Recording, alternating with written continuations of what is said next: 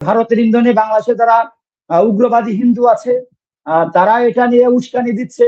Basically কি হবে? Basically যেটা হবে সেটা আসলে কোনোটাই ভালো হবে না, কোনোটাই সুফল হবে না। কাদের জন্য সুফল বয়ে আনবে না? সাধারণ মানুষের জন্য সুফল বয়ে আনবে না। সে হিন্দু হোক আর সে খারাপ হোক। আর এখানে লাভবান হলে কারা লাভবান হবে? এখানে লাভবান হলে আপনার যারা ধনী হিন্দু সম্প্রদায় আছে, যারা ভারতের ইন্ধনের কাজগুলি করছে, তারা লাভবান হবে। এখানে কারা? তো বাংলাদেশে তো হিন্দু, মুসলমান, বৌদ্ধ, খ্রিস্টান সব ধর্মের মানুষের মিলনের দেশ।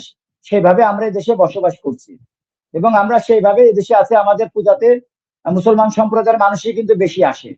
আমাদের এখানে হিন্দু সম্প্রদায়ের মানুষের কয়জন? মুসলমান সম্প্রদায়ের মানুষের কারণেই কিন্তু আমাদের যে পূজা অর্চনা গুলো, এগুলো কিন্তু আরো উৎসব মুখর হয়ে যায়। তো যাই হোক, ধর্ম যার যার মনের ব্যাপার। তো আমরা মূল আলোচনায় ফিরে আসি। তো এই যে মূর্তি তৈরির বিষয়টা, এর সাথে আসলে যে মূল কারিগর সে হরিদাস, তার ভারতের একটা কানেক্টিভিটি আছে।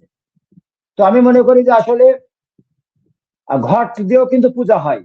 পূজার জন্য কিন্তু অনেক বড় মূর্তি, কোটি কোটি টাকার মন্দির, কোটি কোটি টাকার মসজিদ, এগুলো তৈরি করার কিন্তু দরকার হয় না। নবীজি যখন ইসলাম প্রচার করেছেন তখন কিন্তু সনের মসজিদে নামাজ পড়েছেন। আর এখন আমরা দেখতে পাই কি, আপনার শত শত কোটি টাকার মসজিদ, সেখানে মনে করেন যে আপনার এসি, বহু কিছু বিলাসবহুল ব্যাপার আছে, কিন্তু সেখানে নামাজ পড়ার লোক নাই। তো আসলে ধর্মের ব্যাপারটা সম্পূর্ণ মানুষের মনের ব্যাপার। হ্যাঁ, ঠিক আছে। তো আর একটা বিষয় আছে যে সংসদে যে আলোচনা হয়েছে, আসলে ফজলুর রহমান উনি যে কথাটা বলেছেন, উনি ওনার দৃষ্টিকোণ থেকে বলেছেন। তবে এখানে আমাদের সবথেকে একটা জিনিস মনে রাখতে হবে, সেটি হচ্ছে যে সবার উপরে মানবতা। এখানে মানবতাটাকে আগে রক্ষা করতে হবে। এখন এই মানবতাটা আসলে কিভাবে রক্ষা করা যায় সেটাই সবার দায়িত্ব। এখানে উস্কে দিয়ে, এখানে আরেকটা প্রতিদ্বন্দ্বী তৈরি করে, এখানে একে অপরের উপরে লেলিয়ে দেওয়া, এগুলো কখনোই কোনো একজন বিজ্ঞ জ্ঞানী মানুষের কাজ না। বিজ্ঞ এবং জ্ঞানী মানুষের কাজটা হচ্ছে যে এই যে অস্থিরতা, এই যে উস্কানি, এটাকে কিভাবে স্তীমিত করা যায়।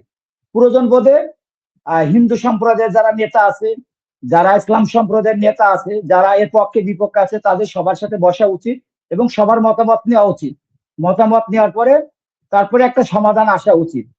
এখন এখানে একটা বিষয় আছে যে আপনি মূর্তি ভাঙতে যাচ্ছেন, ভারত থেকে বলা আছে যে তারা এটা মানছে না। আবার ভারতের ইন্ধনে বাংলাদেশে যারা উগ্রবাদী হিন্দু আছে তারা এটা নিয়ে উস্কানি দিচ্ছে। বেসিক্যালি কি হবে? বেসিক্যালি যেটা হবে সেটা আসলে কোনোটাই ভালো হবে না, কোনোটাই সুফল হবে না। কাদের জন্য সুফল বয়ে আনবে না? সাধারণ মানুষের জন্য সুফল বয়ে আনবে না। সে হিন্দু হোক আর সে খারাপ হোক। আর এখানে লাভবান হলে কারা লাভবান হবে? এখানে লাভবান হলে আপনার যারা ধনী হিন্দু সম্প্রদায় আছে, যারা ভারতের ইন্ধনের কাজগুলি করছে, তারা লাভবান হবে। এখানে কারা লাভবান হবে? এখানে যারা এই যে সাধারণ নিরীহ হিন্দুদের উপর অত্যাচার করে লুটপাট করবে, তারা লাভবান হবে।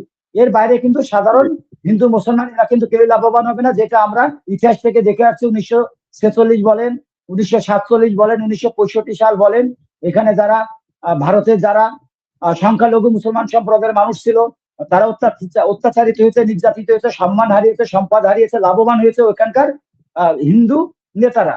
এদিকে এই বাংলায় বা বেঙ্গল প্রেসিডেন্সি, পূর্ব পাকিস্তান, আজকের বাংলাদেশ, এখানে যারা নিরীহ হিন্দু ছিল তাদের উপরে যারা আক্রমণ করেছে, ধন সম্পদ লুটপাট করেছে, এখানে মুসলিম কিছু মুসলমান সম্প্রদায়ের যারা মানুষ ছিল, নেতা ছিল, তারাই কিন্তু লাভবান হয়েছে। মাঝখান দিয়ে কি হয়েছে? মাঝখান দিয়ে আপনার সাধারণ হিন্দু, সাধারণ মুসলমান সম্প্রদায়ের মানুষ, তারা নির্যাতিত, নিপীড়িত হয়েছে, সম্মান হারিয়েছে, তারা সম্পদ হারিয়েছে, তারা দেশ থেকে বিতাড়িত হয়েছে। তো আমরা চাই না এরকম কোনো ঘটনার আর পুনরাবৃত্তি যাতে না হয়। এবং আমাদের যারা দেশপ্রেমিক আছে, আমাদের এই বিষয়টা আমাদের সচেতন থাকতে হবে। আমি আবারও বলছি, বাংলাদেশে সব মুসলমান সম্প্রদায়ের মানুষ যেমন ভালো না, বাংলাদেশের সব হিন্দু সম্প্রদায়ের মানুষই তেমন ভালো না। আর বাংলাদেশে এমন একটা দেশ, একটা মিনিট, এমন একটা দেশ যে দেশের মানুষ খুব সহজে বিক্রি হয়ে যায়, যে দেশে দেশপ্রেমিকের সংখ্যা খুবই কম।